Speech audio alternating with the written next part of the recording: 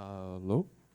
Bom, então, bem-vindos a mais um Astronomia ao Meio-Dia. Eu acho que esse Astronomia ao Meio-Dia, na verdade, vai ser uma, uma conjunção aí com a Semana de Arte e Cultura da USP. Então, a gente vai fazer uma coisa mesclada. Então, hoje quem vai falar é a Ariana. A Ariana, ela fez graduação em Astronomia na Universidade de Bolonha, na Itália. Depois ela fez doutorado em Astronomia na Universidade de Nottingham, na Inglaterra. Atualmente ela é pós-doc aqui no Instituto, aqui no IAG. E com colaboração aí da Federica, que é uma música, e com a Daniela, que é uma artista plástica, ela vai apresentar, então, a palestra sobre quando a arte encontra a astronomia. Bom dia, é um grande prazer estar aqui. Eu vou começar contando duas histórias. Desculpa, eu esqueci de avisar, a gente vai passar uma lista de presença para vocês colocarem para a gente saber quem é que está vindo e tal. Tem um espaço para o e-mail também. Quem gostaria de receber, a gente tem uma lista de e-mails, quem gostaria de receber informações sobre o Astronomia ao Meio-Dia, as próximas palestras, você pode deixar seu e-mail aqui. Se você não quer receber, não precisa colocar. E se você já recebe os e-mails, também não precisa colocar. Bom, desculpa.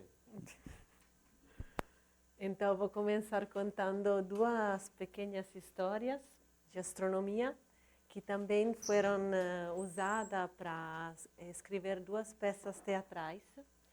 E estas duas histórias vão ser um meu pedido de desculpa, porque no meu resumo eu comecei falando sobre os homens no curso da história, excluindo as mulheres. E a primeira história é sobre mulheres na astronomia, e a segunda é porque eu fui um pouco crítica com a astronomia, quase pensando que ela não é ciência, mas ela é. E aí a segunda história da fundo cósmico a micro-ondas. Então, esta mulher de que eu vou falar é a Henrietta Leavitt, e ela fazia parte de um grupo de mulheres que eram chamadas mulheres computadoras, né? Porque elas faziam contas antes da gente ter acesso aos computers. Tem várias histórias sobre por que preferiam as mulheres aos homens. Uma é que era mais barato pagar mulheres, a outra é que aparentemente a gente era melhores a fazer alguma dessas tarefas, porque na época, como dá para ver aqui, elas estudavam lastras fotográficas para medir a magnitude de uma estrela ou o diâmetro de uma estrela. E Henrietta Leavitt, ela descobriu as cefeidas, que são estrelas que permitiram para a primeira vez de medir a distância de estrelas da Terra.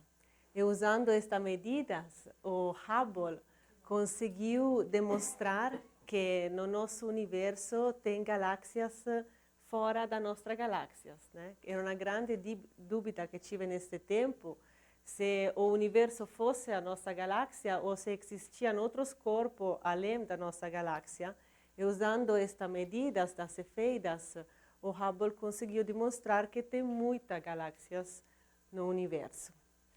A segunda pequena história é sobre a CMB, que foi primeiramente demonstrada teoricamente, e porque no modelo cosmológico que estava sendo desenvolvido, eles entenderam que o universo andava esfriando-se. Aí no começo o universo era muito quente, a matéria e a radiação, elas batiam uma na outra, e a radiação não conseguia ir muito longe. No entanto, que o universo ficava mais frio, a matéria não conseguia mais ver a radiação, a gente fala, e aí o universo ficou transparente. E a luz chegou até a Terra, né? Esta luz foi livre, e é a luz que a gente consegue medir nesta CMB.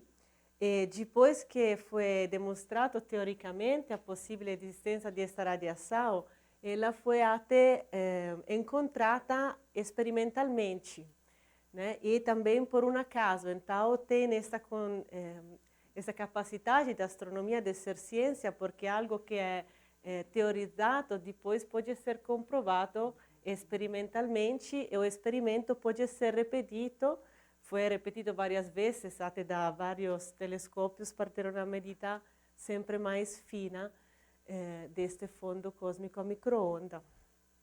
Bom, agora vamos a começar de verdade. Eu vou começar a falar da arte e da astronomia e a relação entre elas antes do desenvolvimento do telescópio. De fato, vou começar falando do que significa o nome arte, né? Que vem dal latino, ars artis, neste caso. E nesta época, a arte não era o que a gente pensa hoje em dia, mas a arte era o desenvolvimento de alguma coisa, a prática, a capacidade de fazer uma coisa. E também era diferente neste tempo o conceito de ciência. O conceito de ciência experimental é algo muito moderno, típico da nossa era. Mas o conceito de ciência começou a desenvolver-se no medioevo e depois da Revolução Científica de Galileu Galilei, no 1600, onde ele desenvolveu o método experimental, que é a ideia que você, para ter uma teoria científica, tem que ter uma teoria, desenvolver um experimento repetível, que cada vez que você repete este experimento, acha o mesmo resultado. E aí, depois, no curso do tempo, com a Revolução Industrial, começou a ter sempre mais interesse na ciência, mas foi só no período do Iluminismo que a humanidade começou a entender a importância da recerca experimental e, enfim, a chegar ao conceito moderno de ciência. E, de fato, no medioevo, todas as disciplinas que a gente agora tem tão diferenciadas nos estudos eram juntas e se chamavam de artes liberais, em oposição com as artes que tiveram conexão com a religião. Né? Eram artes que podiam ser desenvolvidas por intelecto, e o curso de estudos deles era dividido em um grupo de 3 primeiros anos e depois 4 anos. Aqui estamos ao redor del 1000 depois de Cristo. E as pessoas que estudavam eram generalmente padres, pessoas da igreja mesmo. E os primeiros 3 anos eles estudavam gramática, retórica e dialética, e depois aritmética, geometria, astronomia e música. E assim, as artes liberais se desenvolveram no curso do tempo, e hoje em dia, o que um tempo era gramática e filologia e linguística, a astronomia virou física e depois de novo astronomia. E aí, só depois foram desenvolvidas a arte mecânica, como a medicina, a biologia, a química. E, enfim, neste século, artes novas, né, como a arqueologia, a psicologia, sociologia, antropologia e economia, que são bem específicas da nossa época. Aí vou mostrar um primeiro exemplo de arte em conexão com a cosmologia. Neste caso, esta é uma igreja que tem em Ravenna, na Itália. Ravenna é a minha cidade natal. E esta se chama San Vitale. Este mosaico foi feito no 407 depois de Cristo. E este no meio é Jesus, que está sentado sobre um modelo de universo fechado. Né? Então, eles já estavam desenvolvendo ideias cosmológicas de como o universo foi criado. Aí, fazendo um pulo bem para frente no tempo, vamos a um outro pintor italiano, que é Leonardo da Vinci, que ele começou a desenvolver a ideia de profundidade e de perspectiva. Aí é interessante porque eles começaram a perceber que a aire ela muda. Então, perto da Terra ela é mais densa, perto da montanha, do topo da montanha ela é mais fina. E também objetos que são mais longe, eles entenderam que pareciam mais azuis e o limite deles era menos definido. Aí conseguiam dar essa ideia de profundidade mudando a definição e as cores das pessoas e dos objetos nas imagens. E é interessante porque até a astronomia moderna tem muito este interesse em descrever a atmosfera e ar para poder reproduzir corretamente as imagens que a gente olha no espaço, no caso. E este é um outro italiano, sou um pouco biased. Este é Michelangelo, esta Capella Sistina. Eu achei interessante, essa é uma imagem que o Edgar mostrou na palestra do Astronomia meio-dia passada, onde mostra claramente Adamo que toca o dedo de Deus, né? E Deus está aqui, estão ángeles ao redor dele, mas se vocês olham bem, dá para ver a imagem de um cérebro. E de um cérebro. E tem muita debate se de verdade esta imagem se ele queria pintar um cérebro, se a gente vê um cérebro porque a gente tem essa predisposição, mas, ao fim, a ideia de vários estudiosos é que ele queria mesmo mostrar como, através do intelecto, a gente pode chegar a compreender a criação e até o divino, mas a importância que, nesta época, começaram a desenvolver, a entender a importância do uso da razão nas escolhas.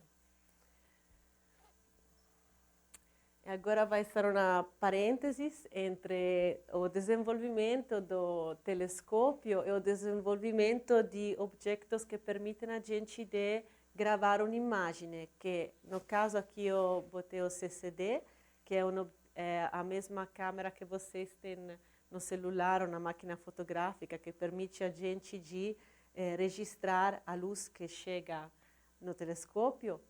Mas também, antes do CCD, era possível usar placas fotográficas. Mas tive um período entre que os astrônomos tiveram a possibilidade de olhar objetos no céu, mas não tiveram ainda um instrumento para registrar, para gravar esta informação. O telescópio deu a possibilidade aos astrônomos de ter um instrumento objetivo para olhar o céu e também de conseguir ver objetos que antes não dava para enxergar bem, como, por exemplo, galáxias. Então, esta história do Great Debate vem exatamente da capacidade de ver que estavam objetos estendidos no céu e não simplesmente estrelas. Aí está um exemplo de Galileu aqui, que oferece para a musa Urânia, que é a mesma musa que está no logo do IAG, uma luneta para poder olhar o céu. E este é um exemplo do desenho que ele fez da Lua. E como o Henrique me estava contando agora há pouco, Galileu teve uma ótima consciência de desenho, de gráfica, e por isso ele conseguiu entender que na Lua tive crateres, né? Por esta variação de ombra e luz que ele conseguia ver na imagem.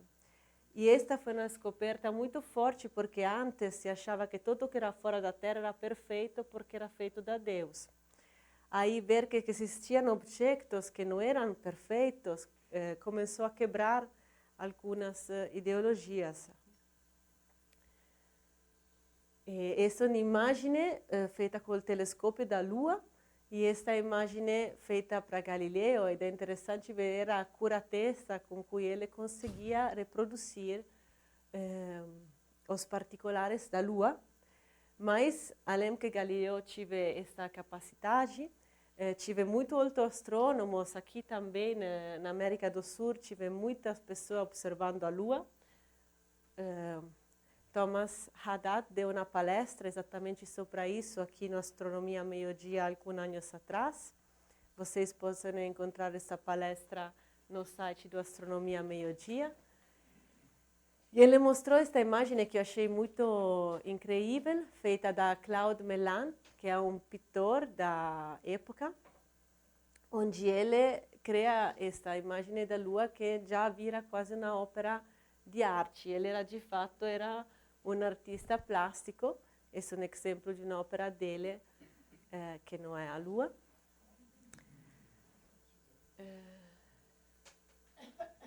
Enfim, e neste período também o uso da óptica, o uso da lentes, permeteu até aos pintores de conseguir pintura sempre mais definida.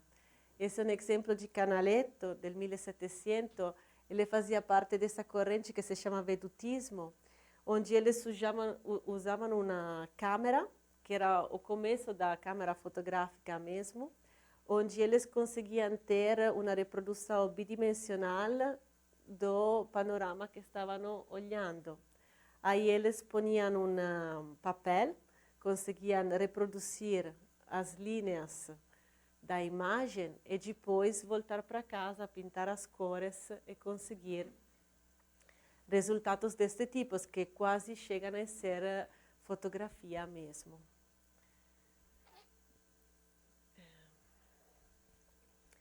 Então, hoje em dia, como a gente estava falando, temos instrumentos para registrar as fotos que chegam das estrelas até a gente. Mas, antes de usar o CCD, era possível usar placas fotográficas em prata. Este foi utilizado, por exemplo, do Hubble. As medidas do Hubble, que ele estudava a morfologia de galáxias, além que a distância das galáxias da gente, foram todas feitas utilizando placas fotográficas. E estas placas ainda estão na universidade do mundo e estão várias pessoas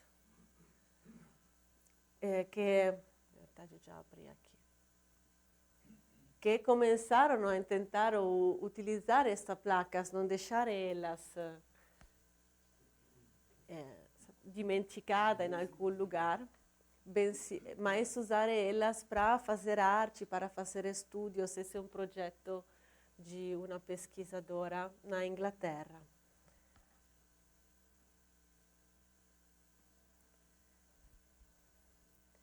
Mas quando a gente usa um CCD, a gente observa uma imagem, por exemplo, essa na nebulosa planetária, que é uma estrela como o Sol, quando chega quase ao fim da vida dela.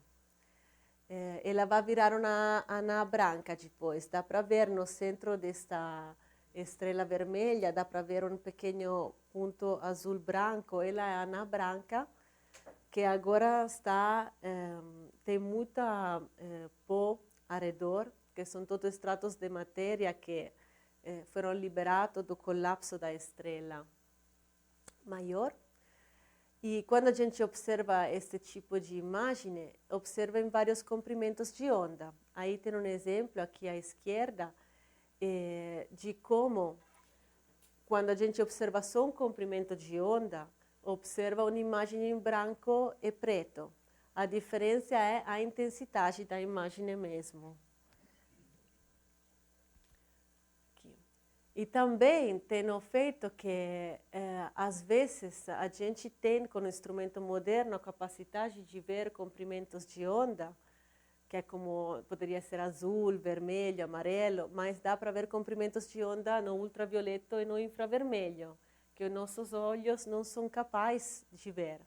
Aí, não só é indispensável juntar estas várias imagens em branco e preto para criar uma imagem colorida, mas é necessário transformar um comprimento de onda que não seria visível para o olho humano em algo visível. Aí tem toda uma escolha de como fazer este trabalho. Aqui, por exemplo, eles colocaram a cor azul, verde, vermelho, e cada um, por exemplo, este provavelmente é H-alfa, que emite em uma cor vermelha, e este é O3, oxigênio, que são os dois elementos mais presentes em uma nebulosa planetária. Mas tem, por exemplo, neste site do Hubble, eles mostram como eles fazem este trabalho, e aqui mostro um outro exemplo de como, partindo de 3 imagens em branco e preto, em 3 comprimentos de ondas diferentes, e cada comprimento de onda está representando um tipo de matéria diferente, porque existe uma conexão entre o comprimento de onda emitido é a matéria que está emitendo esta luz. Aí eles mostram como eles juntam essas três imagens para criar esta imagem colorida aqui. Depois, como eles mudam os contrastes até chegar à imagem que eles mais gostam, enfim, cortam para chegar à imagem que vem depois publicada no site de Hubble e que a gente vê normalmente em papéis ou televisão. E agora vou mostrar vários exemplos de projetos onde a arte junta a astronomia e às vezes a música ou a outra forma, por exemplo, de teatro. Este é um trabalho que a gente fez lá na Inglaterra, em Nottingham. Foi uma semana de arte, astronomia e música. Primariamente,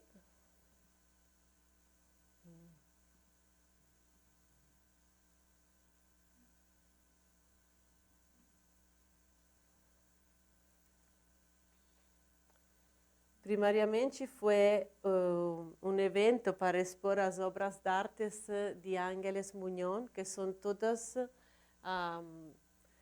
obras que vocês viram agora na apresentação, como, por exemplo, esta moça que está dando água, esse seria o fundo cósmico micro-onda, ou antes, essa é uma moça deitada sempre no fundo cósmico micro-onda. Então, todas as imagens que eu usei nessa apresentação foram feitas da Ángeles Muñoz, no casal desta exibição em Nottingham.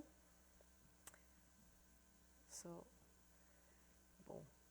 E também, durante este evento, tive 2 peças teatrais que contavam a história da Rita Levitt e da CMB. E, enfim, várias palestras. Foi um evento interessante. Depois vocês podem ver melhor, eu não consigo entrar no site, não sei porquê. Esse é um outro exemplo que acontece na Itália, se chama Cose Cosmiche, que significa coisas do cosmo, e também é um encontro de artistas, astrônomos e musicistas para tentar colaborar e criar coisas juntos. Por exemplo, esse daqui é um trabalho de uma artista espanhola, Marta Fernandes. Ela é muito interessada na tridimensionalidade. Aí também ela é interessada em ver como as pessoas, quando você constringe elas a fazer um percurso, elas sempre como traçam o mesmo percurso. Então ela criou como obstáculos, ela estava cozinhando, oferecendo comida, mas aí as pessoas entravam, pegavam comida, davam uma volta e sentavam. E ela ficou gravando da cima este evento. E isso é algo que eu sempre penso também aqui no metrô. Quando a gente está no metrô, o metrô está muito cheio, o comportamento das pessoas vira quase um comportamento de uma partícula em um plasma. A gente não anda mais à velocidade que a gente quer andar. A gente anda à velocidade do grupo. Esse é um fenômeno que acontece também na astronomia, em galáxias com estrelas. Esse é um exemplo do ano da astronomia, que foi o 2009, organizado por IAU. Em particular, este daqui é uma pintura feita da Daniela Mastrangelo, que é a artista que me ajudou a preparar esta palestra. Essa é uma pintura, então essa daqui é a nebulosa de Antena, é uma galáxia que se chama Antena. E ela pegou 4 imagens da galáxia em 4 comprimentos de ondas diferentes e imprime imagens sobre a cera. Vox. E depois ela ficou elaborando, olhando esta imagem, e na fantasia dela, esta imagem virou na cara de uma moça com uma flor. Né?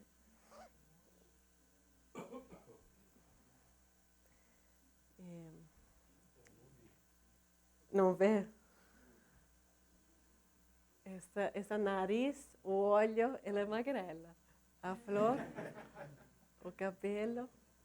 E a ideia é mesmo de como a gente vê a mesma pattern, né?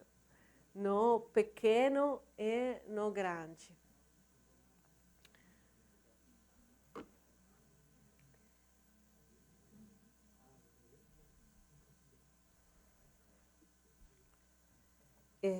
Esse daqui é um exemplo do James Webb Space Telescope, onde eles fizeram uma chamada para artistas desenvolver obras de arte que ressemblavam ao instrumento que estava sendo criado. Aí tem os vencedores da competição. Né? E estes são vários exemplos de como um artista pode interpretar algo de bem mecânico. Esses são vários, cada um destes é um espelho diferente. E cada espelho tem uma inclinação diferente para optimizar o jeito que a luz é gravada depois no CCD.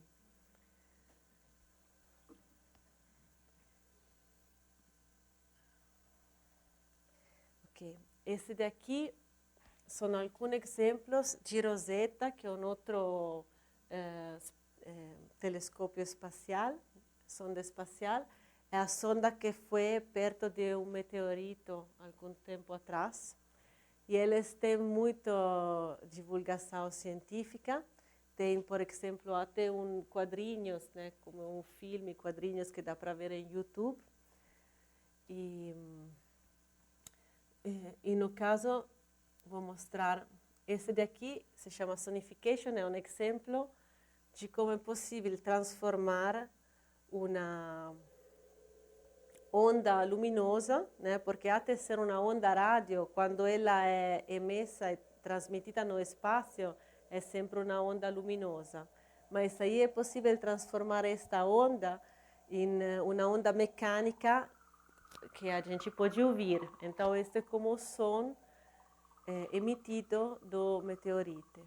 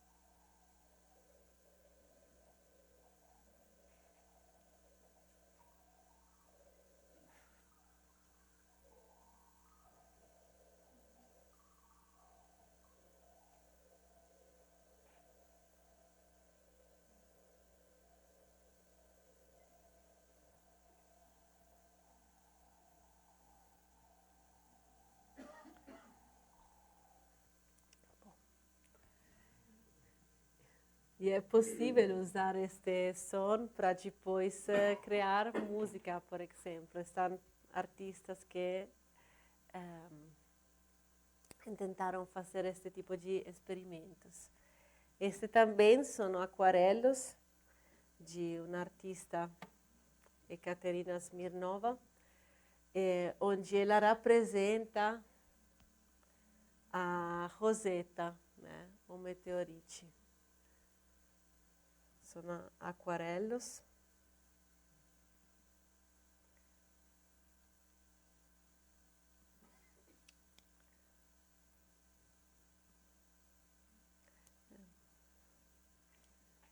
Depois todos esses links vão estar disponíveis se vocês querem ver com mais calma. Mas são trabalhos muito interessantes.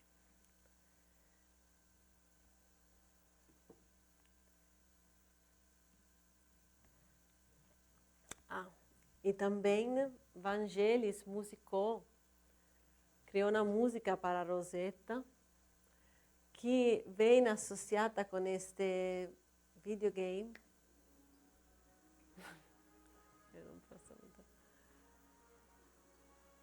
Que parece Space Invaders.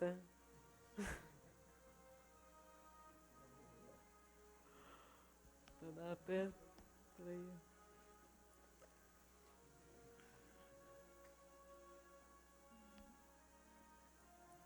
Bom, depois se vocês querem, eu brinquei um pouco ontem.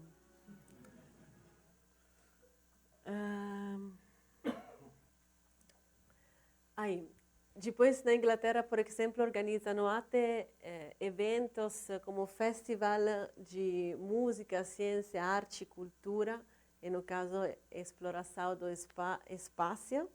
Este é feito no Jodrell Bank Observatory, que é o radiotelescópio que tem na Inglaterra.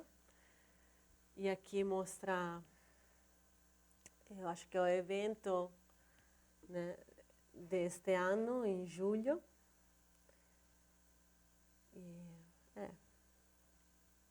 É interessante ver como pode ser divulgada a ciência de um jeito bem leve. Esse daqui é um exemplo ainda diferente, que é um espetáculo, que parece propaganda mesmo, é um espetáculo de dança que foi desenvolvido para contar a história do irmão Herschel. E é isso mesmo, contar a história deles, da relação deles com a ciência por meio da dança, né? E sempre falando de dança, na Áustria, em Viena, eles têm esta competição que se chama Baila o seu PhD, em que cada um pode fazer uma coreografia para descrever o tema do PhD. Eu aqui vou mostrar uma coreografia de dois amigos da gente.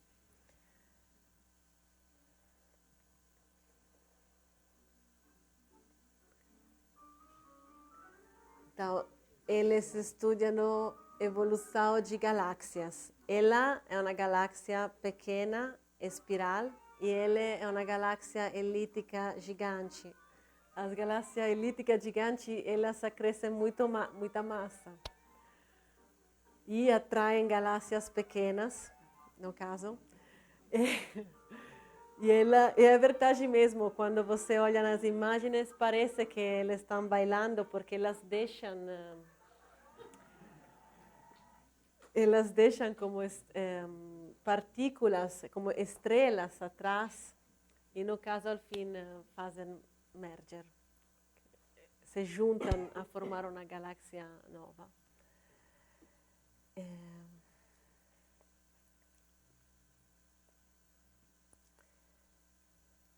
E aí, quase estou concluindo. Esse daqui é um exemplo de um artista brasileiro, que no caso ele faz azulejos. Bom, eles são muito abstratos, mas tem, todavia, esse interesse para o espaço. Acho eles extremamente lindos.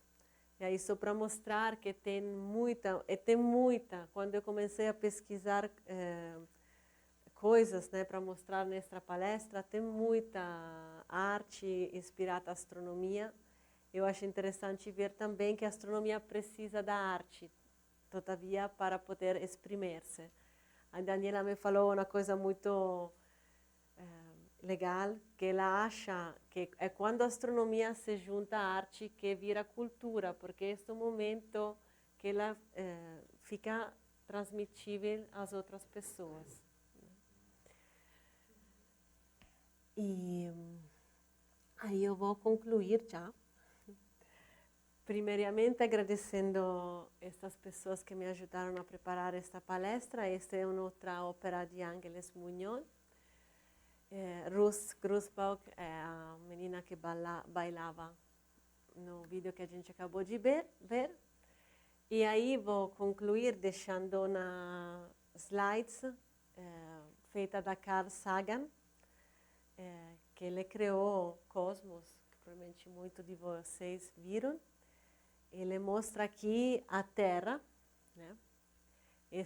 Se chama Pale Blue Dot, que é este pequeno ponto pálido azul. E eu acho muito incrível ele falar, olha a este pálido na outra vez. Estou aqui, esta é a casa, esta é a gente. Cada pessoa que você amou, que você conheceu, que você ouviu falar, pessoas que viveram aqui,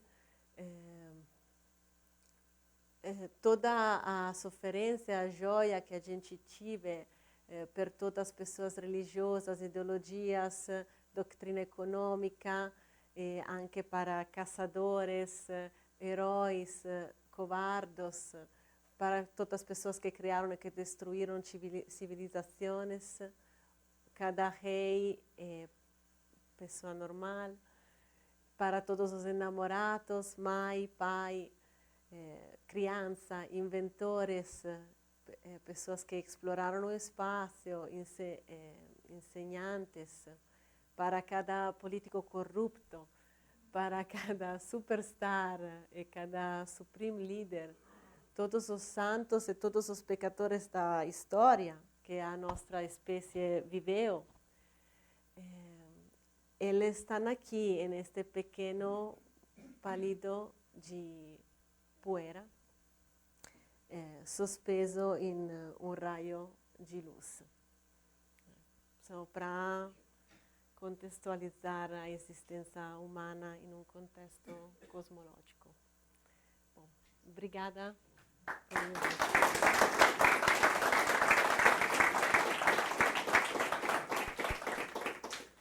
Perguntas?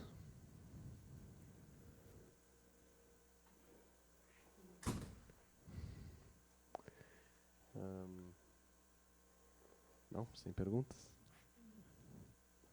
Bom. Tá bom, então. Vamos agradecer, então, a Ariana mais uma vez. Obrigada. E até semana que vem, então.